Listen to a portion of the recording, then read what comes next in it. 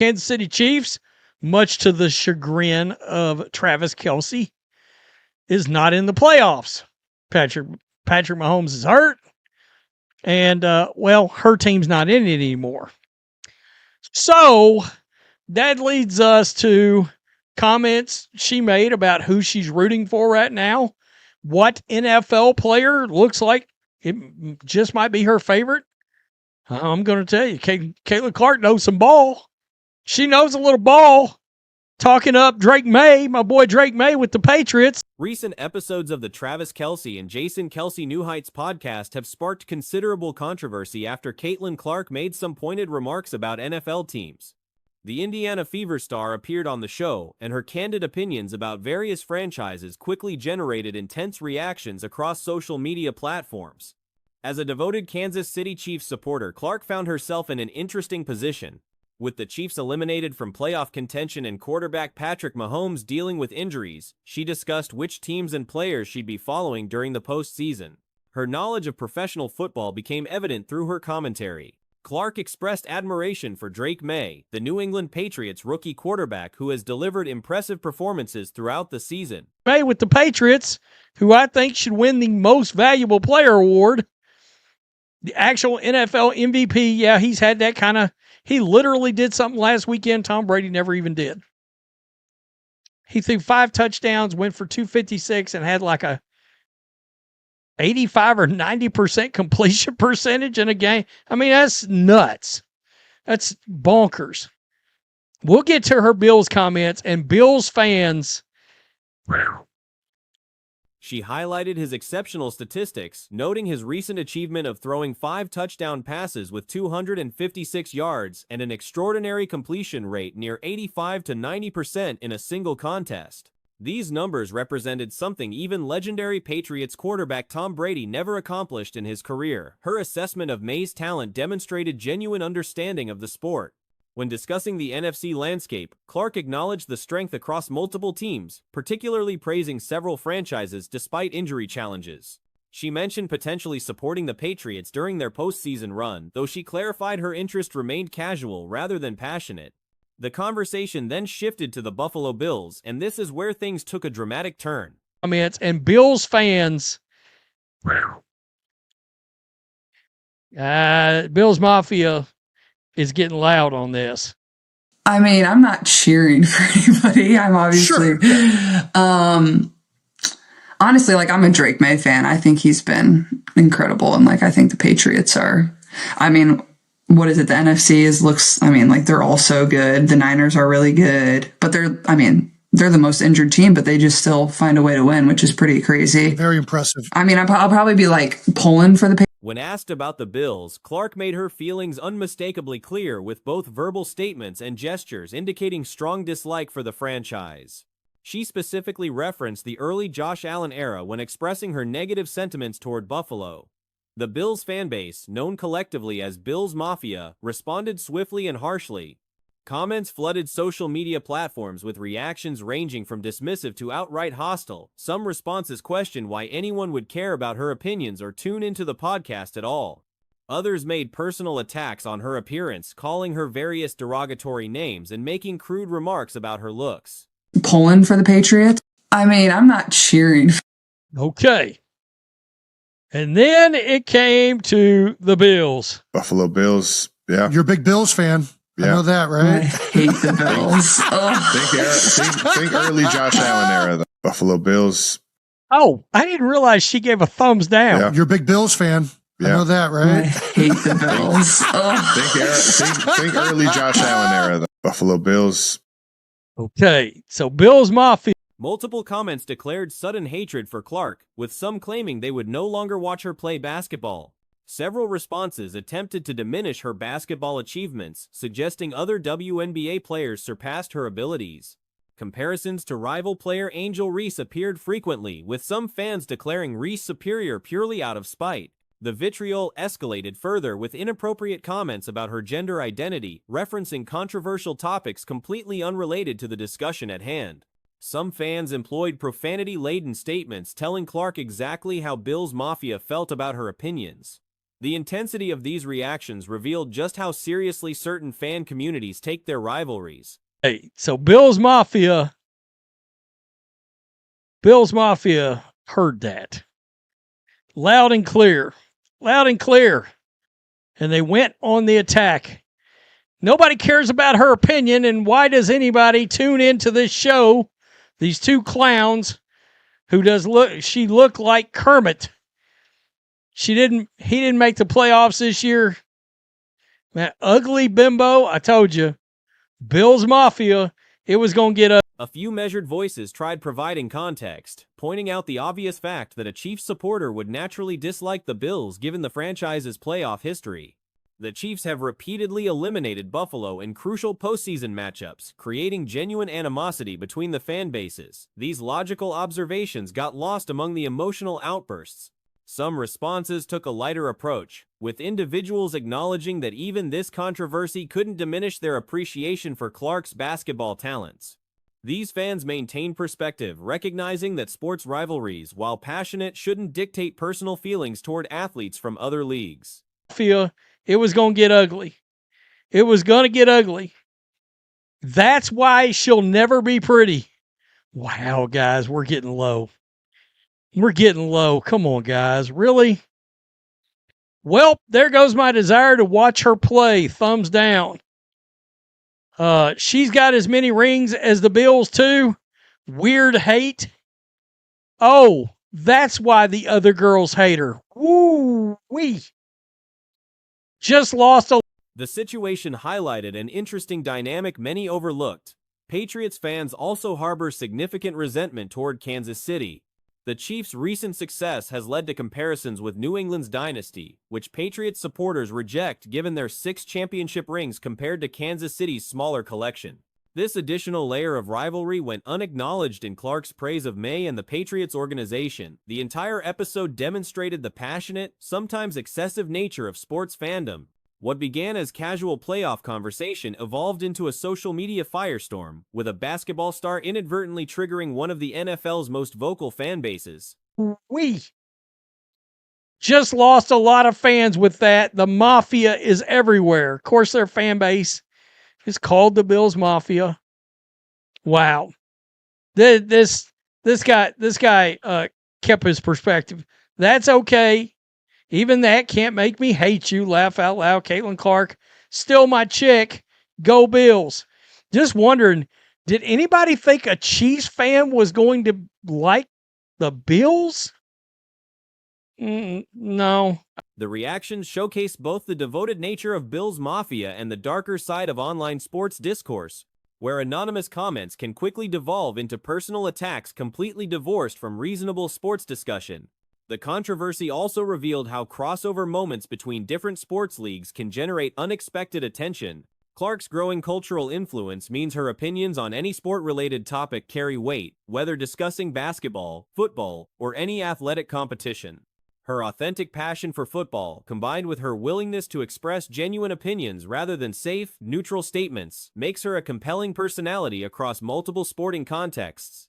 Whether Bills Mafia will forgive these comments or continue holding grudges remains uncertain. And was going to like the Bills? No. I mean, I knew that wasn't going to happen. Honestly. Here we go. Nothing makes me happier than this dude not being a Bills fan. Wow. Leah Thomas's brother should not be on a podcast. Come on. Who is Leah Thomas? The dude that was swimming against women at Penn University. We covered that. What's clear is that passionate fan bases take their team loyalty seriously, sometimes to extreme degrees. The incident serves as another example of how quickly sports commentary can spiral into controversy when strong opinions meet devoted fan communities online. While attention remains focused on WNBA collective bargaining agreement discussions, with resolution or another postponement expected within 6 days, Caitlin Clark has redirected focus toward community service initiatives. Though negotiations continue generating headlines, Clark's charitable endeavors deserve equal recognition and perhaps resonate more deeply than contract disputes. Clark's contributions away from basketball often receive insufficient attention despite their profound significance. So like when she helped kids, when she feed families, and when the Caitlin Clark Foundation stand up for a cause, something meaningful and something, that basketball could be gone tomorrow, but this right here, this is here to stay. That is the Caitlin Clark Foundation, man. And I take my hat off to her each and every time I see stories like this. I'm always highlight it because I feel like these type of stories hit harder. These type of stories mean more than just the basketball stuff. I know her foundation's work supporting children, providing meals to families, and championing meaningful causes represents lasting impact that extends far beyond athletic achievement. Basketball careers eventually end, but philanthropic legacies endure permanently through the Caitlin Clark Foundation's ongoing efforts. These humanitarian stories carry greater weight than court performances. I know Caitlin Clark is very missed on a basketball court. She definitely is. We all do, even myself, just watching the games and seeing her be explosive, hitting logo threes, behind the back passes. But this right here, this tops a lot of things for me in the Caitlin Clark department, and I hope it's top things for you guys too.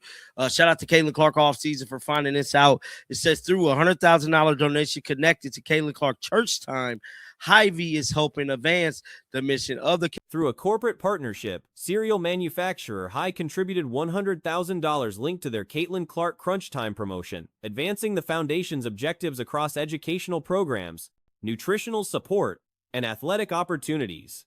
The substantial contribution demonstrates how commercial partnerships can generate community benefits. Proceeds from each product sold flow directly back into local areas, funding initiatives that establish valuable opportunities for young people.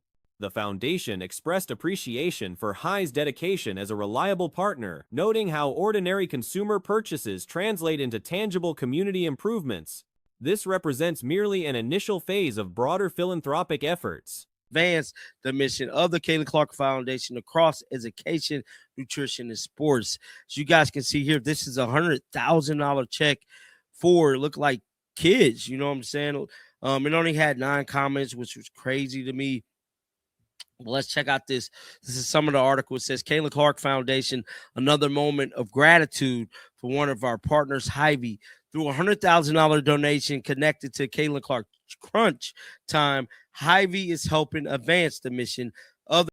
Cumulative impact statistics reveal impressive scale, nearly $500,000 distributed to hunger relief organizations, plus 22,000 books and backpacks delivered to children. Previous reporting documented a $300,000 contribution to Feeding America made several months earlier through the foundation's channels. Additional grants totaling $22,000 have benefited multiple Iowa institutions, including the University of Iowa Children's Hospital, Corville Community Food Pantry, Boys and Girls Clubs, and Special Olympics East Central Iowa chapter. These substantial commitments rival or exceed charitable activities of many professional athletes in more lucrative sports leagues. Nutritional programs represent another priority area. Time, Hy-Vee is helping advance the mission of the Caitlin Clark Foundation across education, nutrition, and sports. Every box sold directs proceeds back into communities, supporting programs that create meaningful opportunities for kids. Thank you to Hy-Vee for being a committed partner and for helping turn everyday moments into real impact. Guys, this is powerful. This is very powerful. It says nearly 500,000 total to food. Through local partnerships, the foundation provides meals, enabling students to maintain focus and achieve academic success. During her rookie professional season, Clark facilitated installation of new basketball courts at 4 Des Moines area schools, demonstrating commitment to athletic infrastructure alongside direct aid. The foundation's comprehensive approach addresses multiple community needs simultaneously. Mainstream media coverage disproportionately emphasizes various controversies surrounding Clark while underreporting these substantive charitable accomplishments that merit widespread recognition. Clark's influence extends beyond philanthropy into franchise marketing success. Very powerful. It says nearly 500,000 total to food banks, plus 22,000 in books, plus backpacks to children. This is just the beginning, guys. These are just some of the things. Now, I reported on this a couple months ago. This was in May. So this was $300,000 to Feeding America. It's Caitlin Clark Foundation, bro. Come on now. People can say what they want about this young lady, but you know, when it comes to her charitable work, second to none. The Caitlin Clark Foundation grants 22,000. Recent social media metrics illustrate this impact dramatically. As of early January 2026, the Indiana Fever's Instagram following approaches 1 million, substantially exceeding all other WNBA franchises. The Las Vegas Aces trail at 600,000, followed by Chicago Sky at 500,000, Los Angeles Sparks and New York Liberty each around 400,000. Dallas Wings, despite adding another prominent rookie, sits at 300,000. Golden State Valkyries surprisingly registers only 280,000 despite market size expectations. When it comes to her charitable work, second to none. The Caitlin Clark Foundation grants $22,000 to the University of Iowa Children's Hospital, Coralville Community Food Pantry, Boys and Girls Clubs, and Special Olympics in Iowa, East Central. Caitlin Clark Foundation is giving $22,000 grants to Iowa charities, bro. This is big. I don't even know too many NBA players, football players that does as much charitable work as this young lady does. Like, here's another one. Said nutrition provide meals through local partnership support. Atlanta Dream, Minnesota Lynx, and Seattle Storm each maintain approximately 250,000 followers, while Phoenix Mercury has 240,000. Washington Mystics reaches 180,000, with Connecticut Sun trailing at 127,000. These disparities underscore Clark's exceptional drawing power and the Fever's fortunate position. Reaching the 1 million follower milestone appears achievable pending another strong performance season. Regarding charitable work specifically, the scope and consistency deserves greater emphasis. Here's another one. Said nutrition provide meals through local partnerships supported students with the nutrition they need to focus and thrive. I remember when this happened. It says Caitlin Clark helps four Des Moines, Iowa schools get new basketball courts. This was her rookie year when she did this. Look, Caitlin Clark Foundation on the court. These are just big time deals that this young lady does. Very, very powerful stuff. And I feel like the media blow up a lot of stuff surrounding Caitlin Clark. Community service and philanthropic contributions genuinely uplift spirits and represent among the most meaningful actions available. Generosity toward others, witnessing positive impacts, and facilitating beneficial programs creates lasting value. Such efforts warrant broader participation and recognition, even when not publicly documented. Clark herself has addressed the intense attention accompanying her career. She acknowledges adjustment to constant scrutiny while maintaining positive perspective about media obligations, particularly during road games where fans may experience limited exposure to the team. But I feel like a lot of this stuff should be mainstream media. It really, really should. Somebody said the Indiana Fever is so blessed to have Caitlin Clark. I don't know what this is. It says January 1st, Instagram 2026. Wow. It says WNBA Instagram followers on January 6th. Indiana Fever currently is almost at 1 million. The Aces at 600,000. Chicago Sky 500. Los Angeles Sports 4. The New York Liberty 4. Now, New York Liberty is one of the highest grossing. Each location presents first-time opportunities for engagement. Clark frames attention as privilege rather than burden, recognizing many would embrace similar opportunities. Constant awareness of being observed stems from maternal guidance dating to childhood. Even high school athletes serve as role models for younger admirers, creating responsibility to demonstrate positive behavior consistently. Though perfection remains unattainable, maintaining gratitude for her position and accepting responsibility for growing the sport remains central priorities.